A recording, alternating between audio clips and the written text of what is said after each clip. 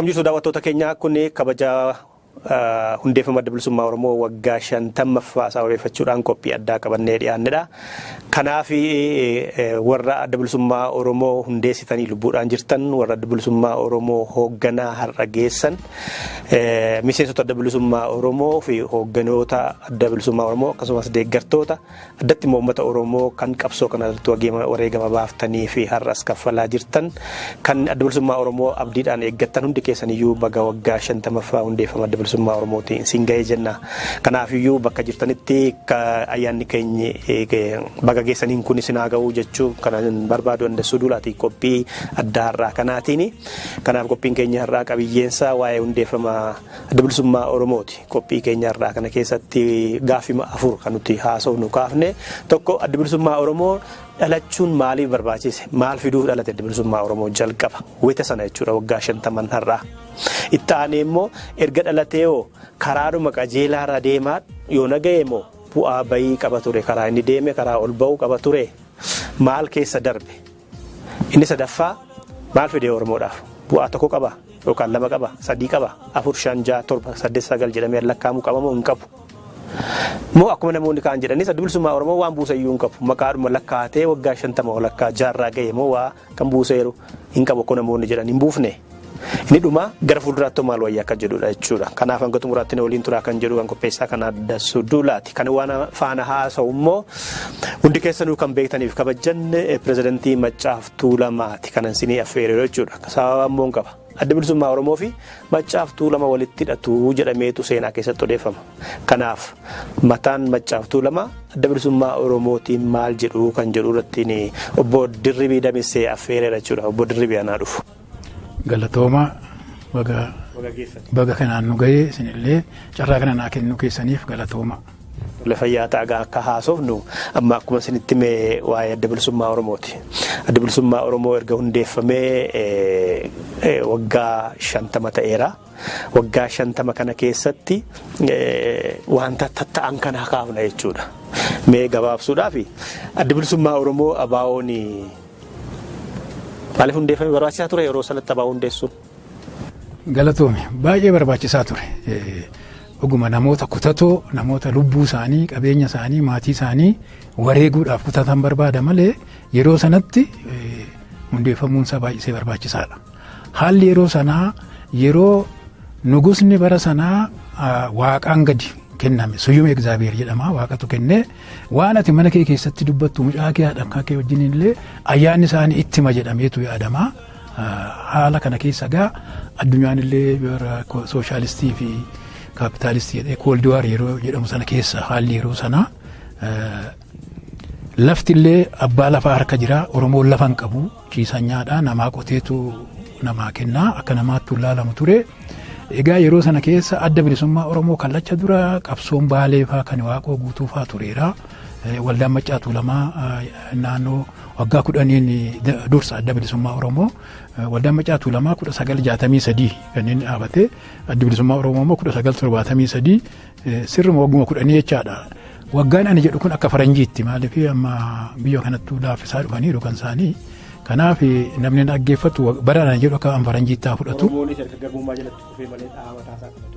Dhaama taasaa qaba gaa'isa maal goona akkuma cabanitti okkola baru jedhanii isa akkuma rakkoo keenyaatti keessa seenna.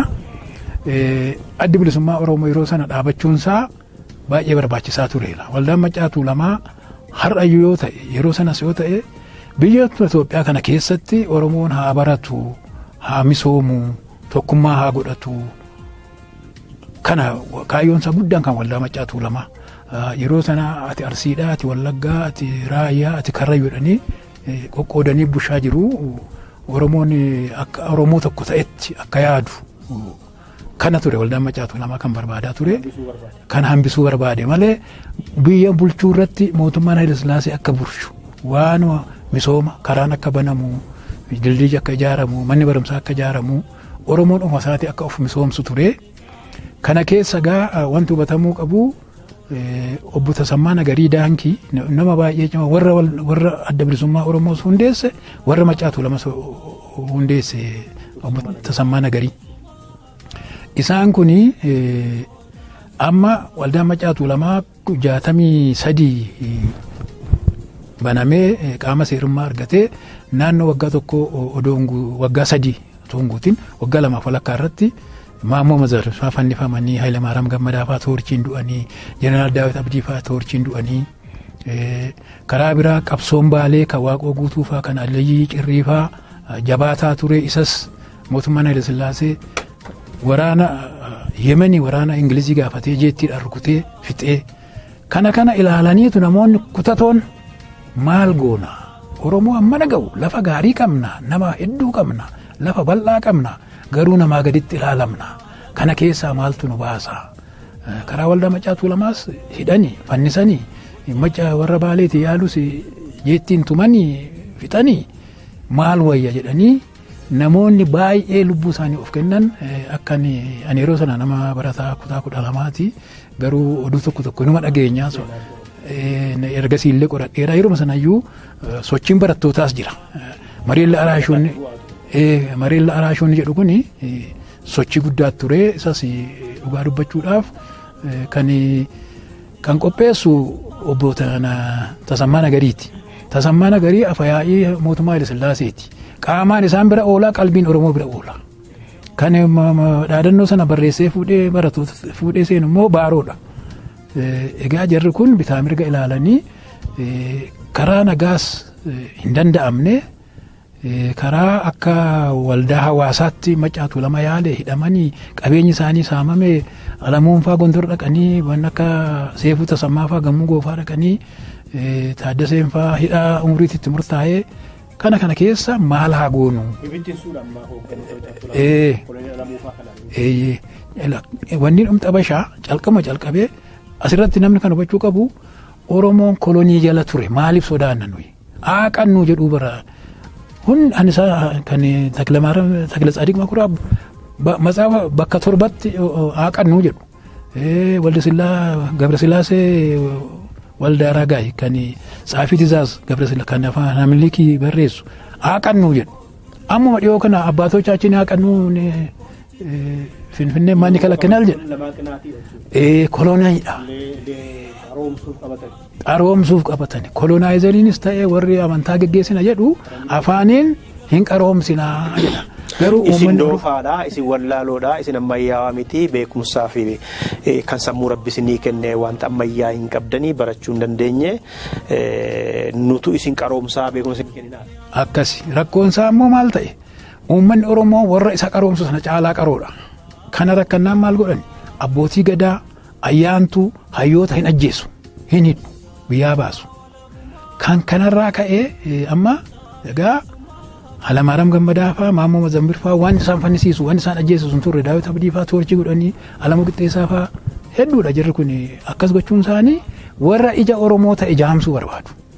Kanaaf kana keessa attamitti baana jedhanii akkan oduu dhagayetti halkanii wanniin kan godhame Finfinnee keessatti adda bilisummaa Oromoo kan dhaabatte 1973 halkan akkuma malaa godhaniitu safara sanaa ibsaa balleessani.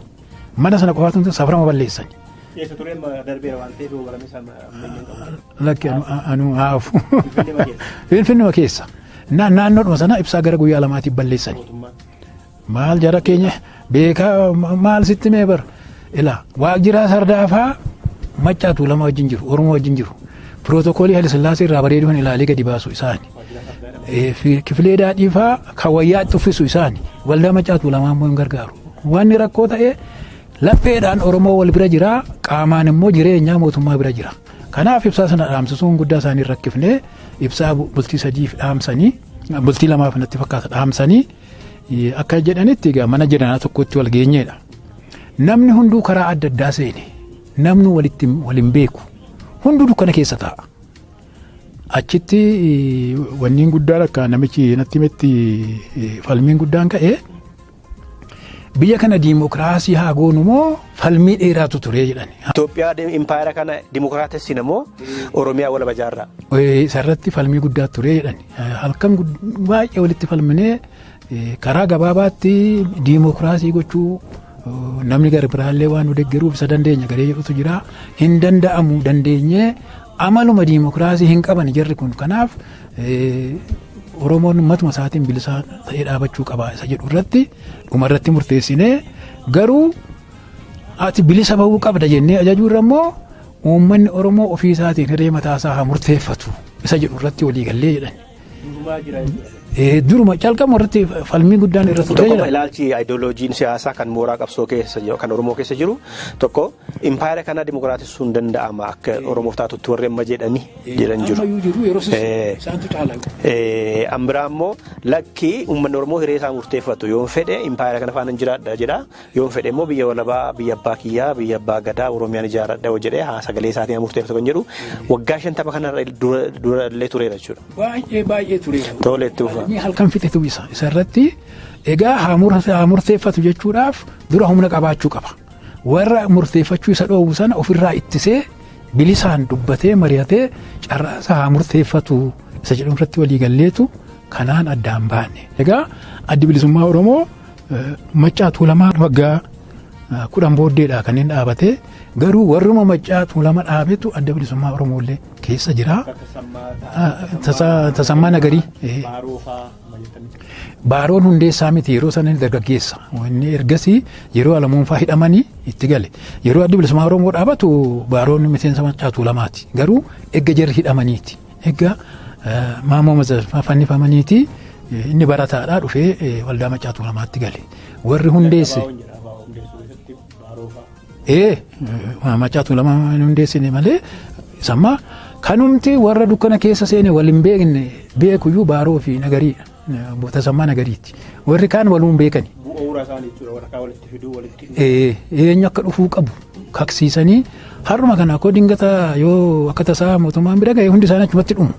Akka kanatti waadaa gashisiisanii kootu karaa ani seenisiin jedhe seentaa karaa ani bayisiin jedhe teessaa hamman ani bayisiin jedhutti hin baatu jedhanii lakkoofsa waan ta'e kennanii fi namni sun seenee falmee halkanuma sana utuu ibsaan galma keessa tokko waluma ta'anii falmu waliin argan hilmi dukkana ollaayyuu hin jiru mana sana keessa dhiisi ibsaan hin jiru. Nama dukkana keessa taa'utu lakki Oromoof kana baasaa Oromoof kanatu ta'a jedhee waliin falma malee ijaa waliin argu. Hin jiru eenyu akka ta'e hin beeku boru tubee alatti wal argeeyyuu kaleessa achi turtee waliin jedhu nama sagalee wal beekuu ta'e malee jara lamaantu beeka eenyu akka ta'e. Baaroo Tumsaa fi isaan beeku isaantu gasha kaanamaata tarii namni biraas beekan beeku jiraachuu danda'a akka hin dhagayetti garuu isaan kana lamaani. Garuu amma namni gaafa sana keessa ture. Biyya kana keessa jira nama obbo Diimaan Oggoohaa jiru ammayyuu gaafa sana keessa turanii isaan faammootu ibsa kennanii caalaatti qabatamaan kennu ani egaa namarraan dabarsee dhagaye. Gaafa hundeeffama isaa jalqabaati. Gaafa gaawwitineen siyaasaas kan taa'ee kaayyoon bahee lafa kaa'ame 1973 ta'uu isaati kun Finfinnee keessatti. Waliigalee seera kun akka kanatti adeemna. Uummanni Oromoo hiree isaa ofiin haa murteeffatu warra hiree isaa murteeffachuu dhoowwu. Yoo dandeenye karaa nagaa yoo dadhabne karaa lolaa itti deemne irraa dhoowwinaa kanatti wareegama barbaachisu hin baafna jedhaniiti kan walii galan haala kanaan.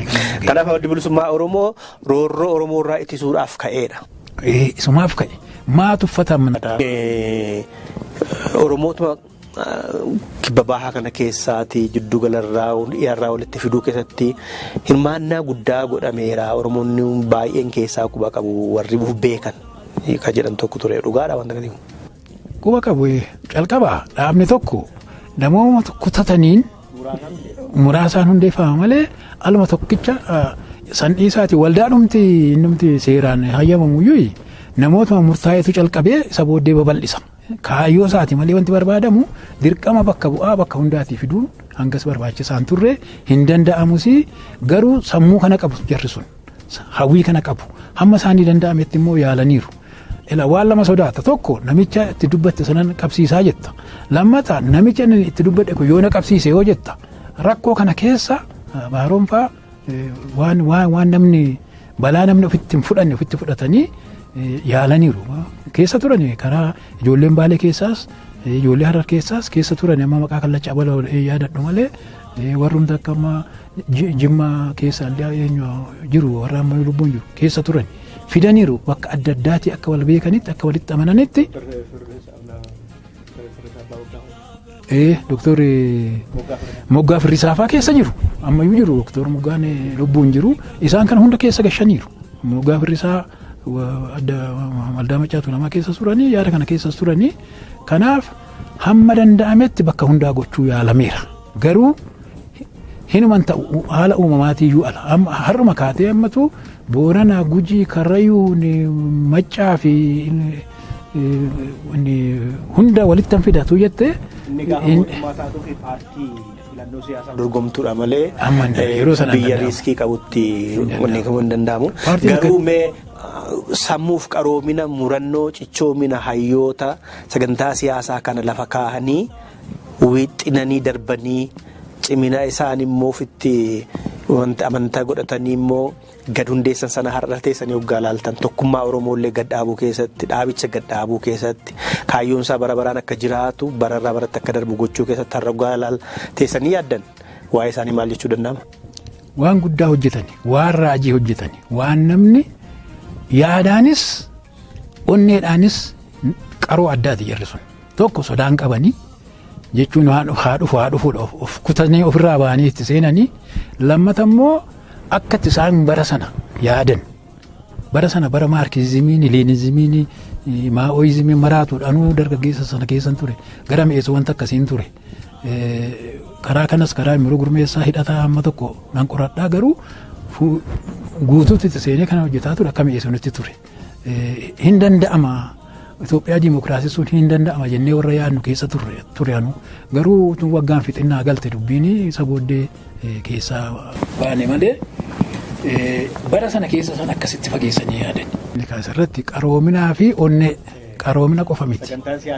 Sagareen siyaasichaa hamma har'aatti adeemee ammayyuu galma hin geenye garuu waggaa 50 har'aa dura haala bara jireenya bara sanaa keessatti akkasitti dheeressanii yaadanii sanuu immoo balaatti dhufu lubbuu isaaniitti itti kennanii akka kanatti baasuun isaanii biyya Oromoon hiree isaa ofiin haa murteeffatu nutillee yookaan bilisa ta'i yookaan Itoophiyaa diimokiraatist jechuun hin qabnu garuu roorroo mirga isaa himachuu dhoowwu isarraa ittifnee mee maal sii wayya jennee bilisa ta'ee mari'atee haa murteeffatu isa jedhu irratti walii galanii akka kanatti yaaduun dhugaa dubbachuudhaaf sammuu addaa gaafata. Mee xiqqoo amma daawwattoota keenyaaf akka ta'utti waa tokko amma haasaa keessan keessa anumtuu ijoollummaadhaan impaayiritti dimokiraatisii warra jedhu ka Haayilee Fidaafa paartii isaanii mi'eessoo keessa galeen dafee dammaqee biraa deebi'eettan yoo carraa argattanii Dr. Haayilee faana carraa noo isaan faana haasa'uu yookaan haasaa isaan taasisan dhaggeeffachuu yoo qabaattanii argattaniittoo ta'e isaan walabummaa Oromiyaa kana mormuu yookaan Itoophiyaa dimokiraatisuu wayya jedhu gaaffii Oromoo jira jedhanii amanu turani. Waggaa tokkoo fi gara ji'a lamaa wal bira ciisaa turre mana hidhaa. Anaa fi Haayilee gidduu amma lubbuun jiru Yeraas Warqii fi Addisuu Bayyanee fi Siisee Taakkalee jira. Isaanii nama arfaffaadha Haayilee ta'anii ciisuudhaaf. Waggaa tokko akkasuma wal faana turre mana hidhaa tokko keessaa. Hizbi dirijjitii alaqaa ta'ee meeqa hojjetee as gara muloo kanatti baay'ee tachii qabamee dhufe miti. Maaliif hidhame yeroo sana? Inni mataa miti mataa mi'eessoon ta'aniitu kun akka lakkoofsa biyya kanaatti 1969 yeroo sana waraanni Somaalee socho'ee ture egaa Haayileen faas yeroo dhufanii wanni dhumaan dhufanii mootummaan waadaa galeefiitu nu jabeessaa isin jabeessinaa mirgi Oromoo hin eegamaa diimokiraasiin hin dhufaa mirgi sabaaf sablammootaa hin eegamaadha. Waliigalteen isaanii akkasi. San labseera bara heera biheerasabochi dargiitu labseem 1978 akka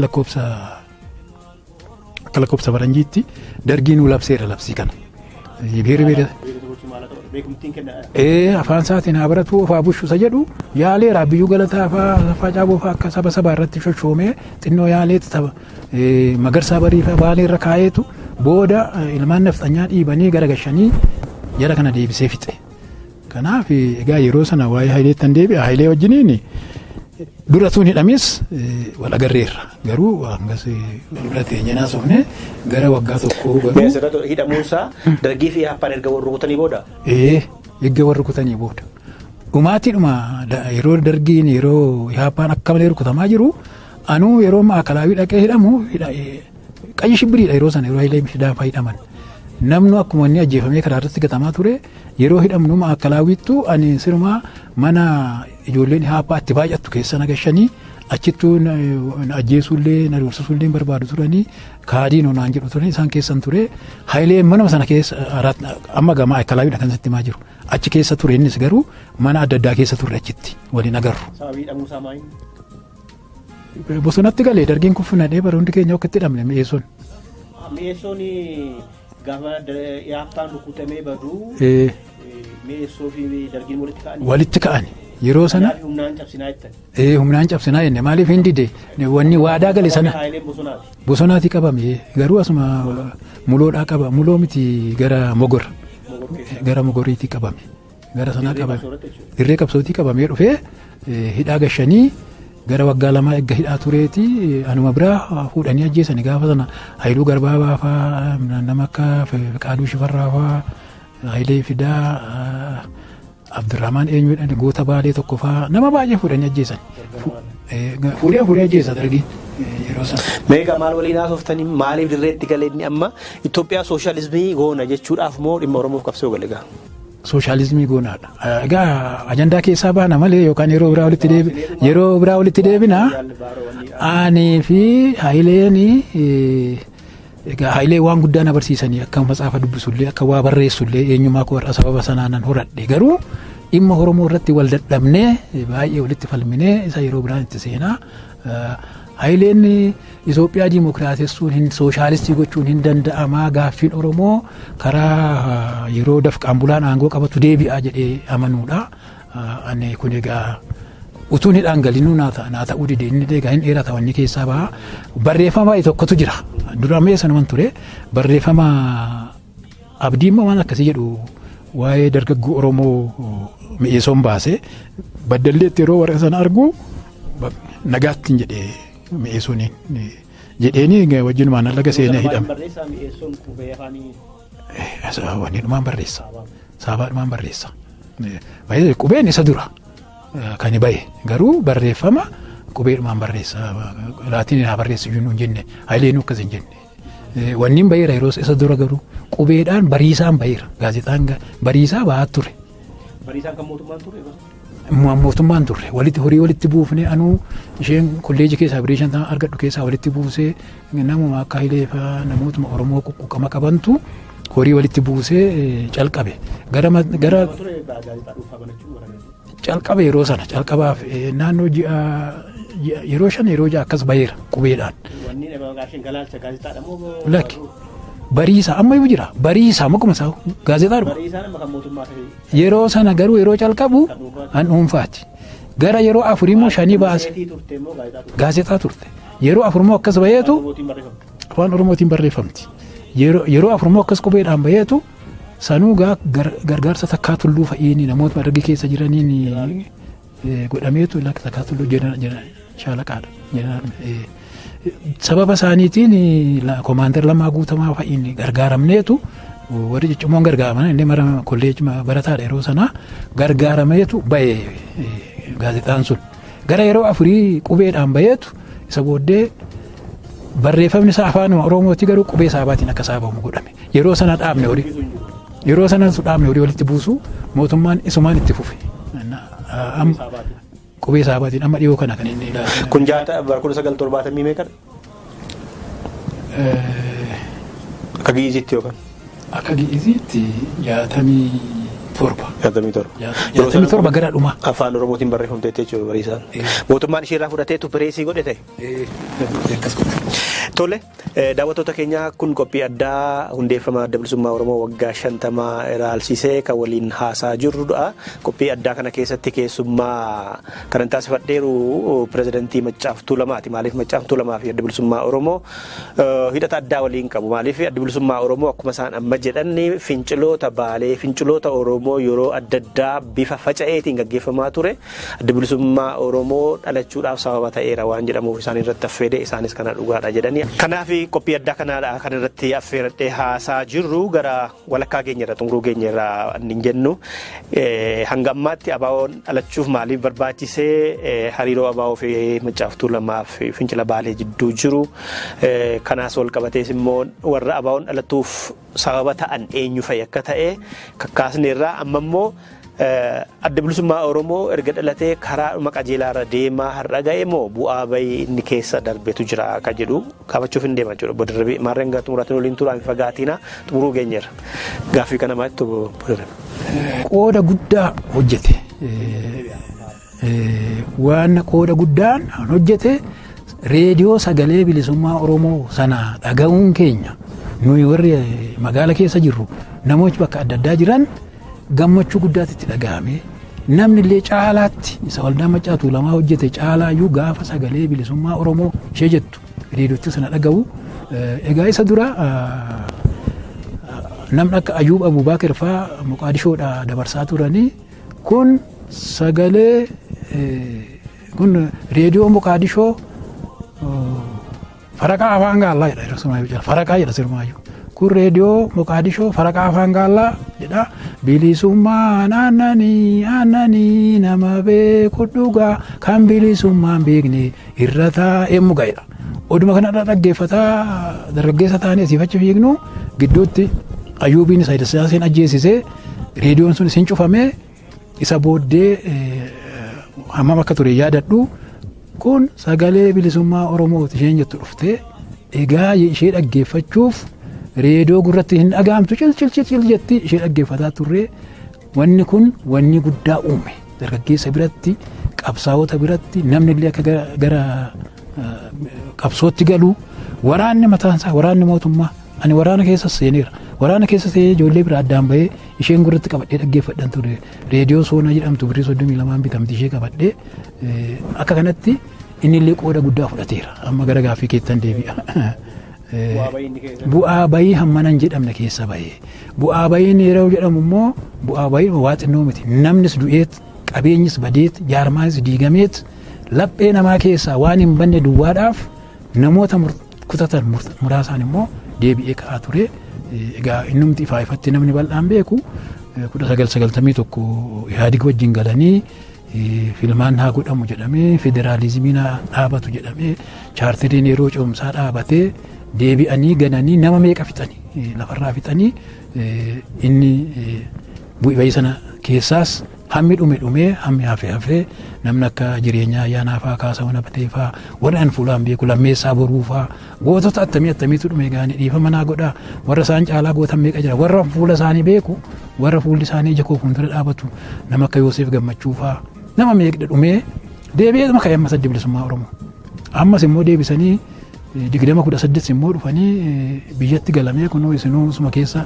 cancanfuun isaa nu ga'ee reediyoon kunuu banamte televezyiiniin kunuu calqabame ammas deebi'aniituma ganuun hojjetamee waajirri cufamee dabballoon hidhamanii inni kaan bosonatti baqatee inni kaan biyya alaatti baqatee kaan ammayyuu kan ammanan jedhamne Abdii Raggaasaa fa'aa Kennasaa fa'aa Ayyaanaa fa'aa ammayyuu hidhaadhuma jiru kanaaf gufannaa hammanan jedhamte itti dhufaa gufannaa hin jedhamu gufannaa waan xinnoodha badii kan lubbuu namaa caalu maaltu jira kan lubbuu namaa fixu kan jaarmaa balleessu kan maqaa balleessu maqaa balleessiinis hammanan jedhametti irratti adeemaa jira keessumaa abashoonni immoo mootummaa isaanii qofa miti kan nu jibbu uummanni isaa mataan isaa maaliif illiitiin isaanii yookaan liiqaan qaroon isaanii akka malee waan karaarra jallisanii karaarra buusaniif akkuma sanatti ija tuffii fi ija jibbaatiin nu ilaalu. Kana hunda keessa dhaabatee akka namni an Oromoodhaaf hin jedhu Oromoon eenyu gadiyyuu miti akka jedhu Oromoon mirga isaa kabachiifachuu hin danda'a akka jedhu itti du'anii itti rakkatanii agarsiisaniiru. Tole galatooma gaaffiidhuma egaa amma bilisummaa Oromoo akkamitti akka dhalate bu'aa bayii inni keessa darbe kan kana wanni sanaa walitti hidhatan haasofne irra kaafne dhalachuun isaa bu'aa maal fide bu'aa abaawoon fide jira yoo jiraate haala koofnu yoo hin jiru ta'e immoo akkuma ormi jedhan bu'aan qabu bu'aan buufne yoo jedhame immoo sababni isaa maaliif?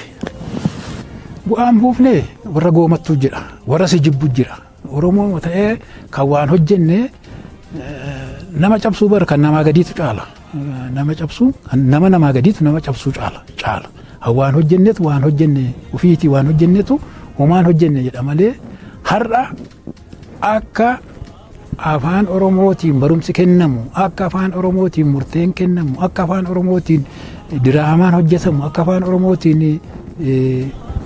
barreeffamni adda addaa barreeffamu maaltu godhe maaliif waan fagoo miti keessuman jiraamu Ihaadig mataan isaa yeroo dhufe adda bilisummaa Oromoo qubee wajjin qabatee dhufe jiru mucaan obboleessa kooma Taaddala jedhamti qubee ishee barsiiftu argamteetu ji'a 4 hidhamte qubee barsiisaa jirti jedhamte Ihaadigumatti na kana hunda ija jabaatee dhiibee itti seenee maanoo tuksiisee ofiisaatii barsiisee ofiisaatii agarsiisee kana waduubatti deebifnee uummanni Oromoo nu ganaa maal goona jedhaniitu isumanni saganteessee fi isumanni calqabsiisee itti fufan yeroo gabaabaa keessatti lubbuu isaanii dheeressu ibsaa guutamaa faa halkanii guyyaa hojjetanii ji'a 4 keessatti akka jirutti wanni jijjiiran qubee laatiinii sirna barnootaa jijjiiran isatti itti fufe maaliin hojjenne adda bilisummaa Oromoo akka Oromoon Oromoo ta'u hundee hin buqqaane sirriitti dhaabee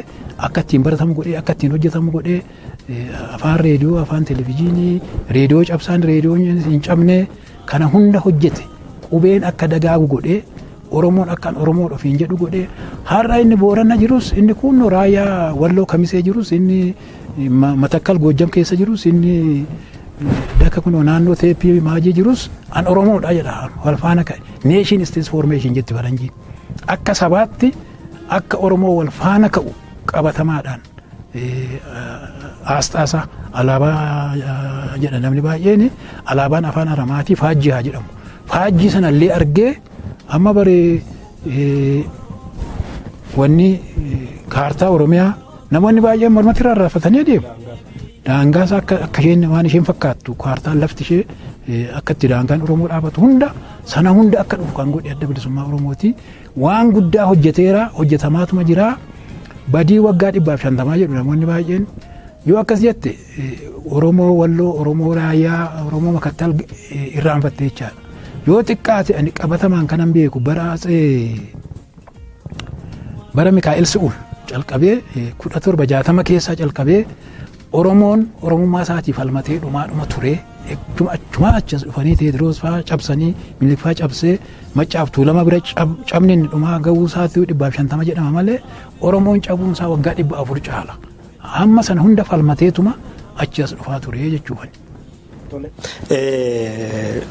Kaayyoon adda bilisummaa Oromoo ganamatti dhaabbate suni har'a irra darbeera gatiin qabu jedhu warrumti hundeessine jedhan keessa gariin dhugaa dubbatan dhaga'ama. Kaayyoon adda bilisummaa Oromoo jalqaba gaafa dukkana keessa taa'anii ibsaa dhaamsanii falman suni har'a bishaaniin kaasu har'a hin jiru bifa haaraa jijjiirrachuu qaba ture jettanii amantu. Garamitti jijjiirrata. Kan manaa baate sangaan bitaa hoo jette sanguma sana bitta. Kan manaa baate qawween bitaa hoo jette qayyuma sana bitta. Kan manaa baane karaan isaa hin dheerataa fi hin gabaabbataa isaan beeknu malee adda bilisummaa Oromoo kan manaa ba'e uummanni Oromoo hiree isaa ofiin haa murteeffatudha. Har'a uummanni Oromoo hiree isaa ofiin murteeffataa. Hin murteeffata yoo jedhani dhuguma kaayyoon isaa deebi'eera jedhanii irraa darbeera jechuu danda'u. Hin murteeffata eegga ta'e maaliif waraan nama kana walitti duula? Maaliif Kennasaan fa'aa Abdiin fa'aa hidhaa jiru? Maaliif waajjirri adda bilisummaa Oromoo bakka hundaatti cufama? Waajjirri sun barkan inni baname mootummaa irratti duuluuf miti. Uummanni Oromoo hiree kee murteeffataa. Itoophiyaa wajjin diimokiraasii taatee jiraatta moo bilisummaa kee feetaa? Mee kana irratti si mariisifnaadha kaayyoon isa gabaabumatti. Eegga isni cufame isa kamtu galma gahe. Kanaaf waan ittiin baaneef sun hamma galma hin geenye waan ittiin adda bilisummaa Oromoo baay'ee sun galma hin geenye hamma inni galma gahutti hinuma hojjetamaa warri galma gaheera jedhani akka ilaalcha abbaati isaan isa irratti deebii haalaatan. Hin geenye jijjiiramuu hin qabu.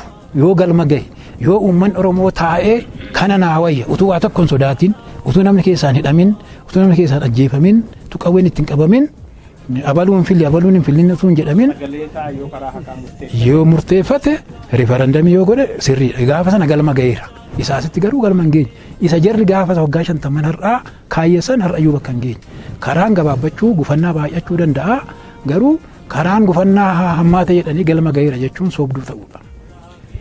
Daawwattoota keenya pirezidaantii Machaaf Tuulamaa faana kan nuti haasaa turre hundeeffama adda bilisummaa Oromoo waggaa 50ffaa kan kabajataa jiru irratti hundoofneetudha.